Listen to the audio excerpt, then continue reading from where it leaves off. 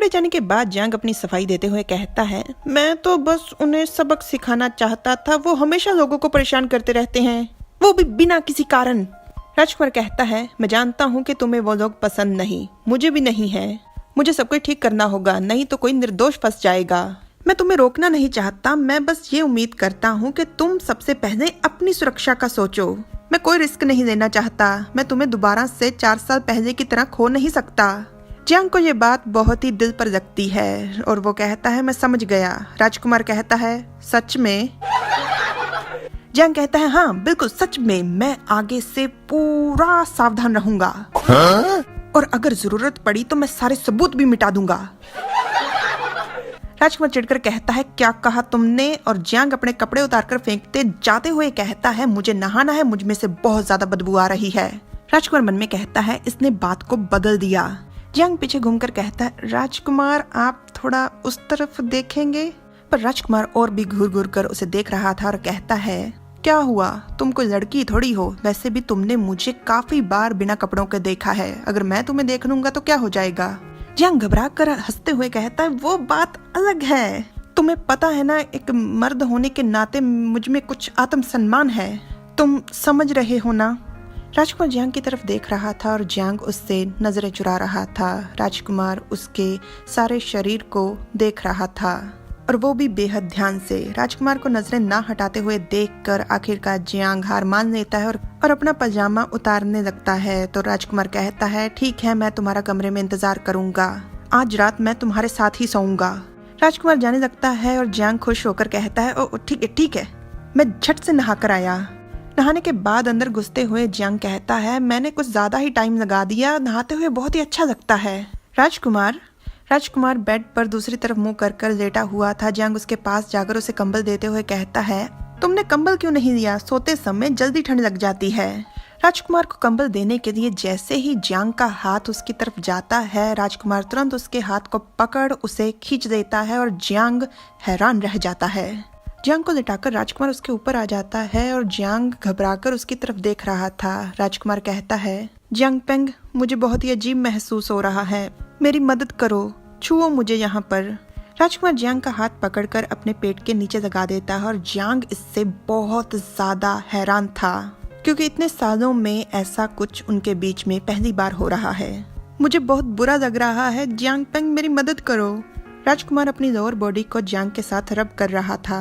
राजकुमार बहक रहा था, वो अभी भी अपनी बॉडी को जियांग के साथ रब कर रहा था और जियांग घबराया हुआ था और कहता है, जियांग पेंग मेरी मदद करो। और जियांग की अंतरात्मा चिल्लाकर कहती है, मदद? कैसी मदद? मैं कोई मदद नहीं कर सकता। हाँ, मैं मानता हूँ कि मेरे पास वो नहीं है, पर मैं फिर भी एक लड़का हूँ। तुम्हारा दिमाग खराब हो गया है, इस तरह के काम के लिए क्या तुम्हें मैं ही मिला था? और कहता है, तुम्हें ये मसला अपनी माँ को बताना चाहिए, इस काम के लिए माहिर प्रशिक्षित लड़कियां उनके पास हैं। जियांग के पसीने छूट रहे थे घबराहट के मारे और राजकुमार को ये बात सुनकर गुस्सा आ जाता है और वो कहता है, मेरी माँ उन्हें बस मेरे पास इसलिए भेजती है क्योंकि उन्हें मेरा बच्चा चाहिए, मुझे वो सब नहीं चाहिए। जियांग पेंग मेरी मदद करो। तो जियांग भी चिल्लाकर कहता है, मैं नहीं कर रहा, तुम इतने बड़े हो गए हो, तुम्हें नहीं पता खुद से कैसे करते हैं, अगर तुम्हें करना है तो अपने हाथ से खुद करो। राजकुमार कहता है, नहीं, मैं चाहता हूँ कि तुम मेरी मदद करो। जियांग कहता है, नहीं, मैं नहीं करूंगा। राजकुमार कहता है, अगर मैं तुम्हें हुक्म दूं तब भी नहीं। जियांग कहता है, हाँ, तब भी नहीं। इस झगड़े में दोनों बुरी तरह से थक गए हैं, दोनों तेज तेज सांस ले रहे थे और राजकुमार जाकर नाराज होकर लेट जाता है दूसरी तरफ मुड़ कर।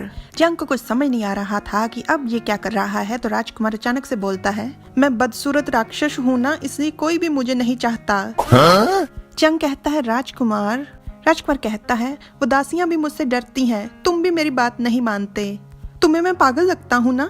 जियांग कहता है, और इसके अलावा और भी बहुत कुछ। राजकुमार कहता है, इस तरह की जिंदगी से तो अच्छा था कि मैं भी तुम्हारी तरह होता, ना होता बांस ना बजती बांसुरी। ये बात तो एकदम जियांग को पूरी तरह से दबा देती है। राजकुमार का इमोशनल अत्याचार जियांग पर काम कर रहा था। जियांग कहता है, ओए, मैं तुम्हारी मदद कर सकता हूँ, क्यों नहीं कर सकता? जियांग झूठी मुस्कान के साथ अंदर से पूरा चिढ़ा हुआ था, उसने कसकर मुट्ठी मींच रखी थी और राजकुमार एकदम से खुश होते हुए कहता है, सच में जियांग पेंग, तुम सच में कितने अच्छे हो, जल्दी करो, यहाँ आ जाओ। राजकुमार बेड पर अपना हाथ थपथपा रहा था और जियांग वहां जाकर लेट जाता है और राजकुमार फिर से उसके ऊपर आ जाता है।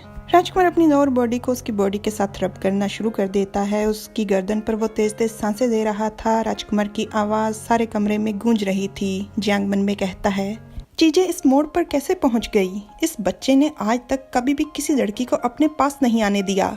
सच में ये अपने सुडौल शरीर का बिल्कुल फायदा नहीं उठा रहा। पर मैं तो माँ यांग को ही इसे सिखाने दूंगा। किसी दिन वो इसे कुछ और सिखा दें। और मैं उम्मीद करता हूँ कि आज जो कुछ भी हुआ इस वजह से वो मुझे ना पीटे। जियांग नानी जी की बात कर रहा था और राजकुमार कहता है, जियांग पेंग, तुमने अपने शरीर को इतना अकड़ा कर क्यों रखा हुआ है? मुझे दर्द हो रहा है। तो जियांग चिल्लाकर कहता है, मैं अकड़ूं भी ना। अगर तुम्हें इतना ज्यादा दर्द से डर लगता है तो खुद से कर दो, मुझे कुछ मत कहो। तुम्हें पता तो है खुद से कैसे करते हैं। मेरा हाथ बहुत ज्यादा दर्द कर रहा है, ऐसा लग रहा है जैसे टूट जाएगा। राजकुमार उसकी तरफ देखते हुए कहता है, जियांग पेंग, तुम नहीं समझोगे। क्यों तुम मेरी मदद नहीं कर रहे? जियांग कहता है, मैं क्यों नहीं समझूंगा? राजमहल में आने से पहले मैंने भी किया है।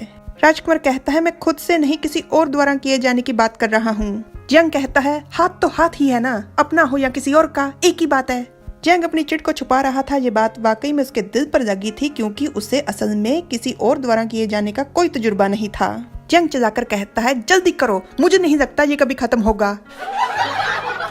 जियांग बहुत ही सख्त हाथ इस्तेमाल कर रहा था और राजकुमार को थोड़ा दर्द भी महसूस हो रहा था।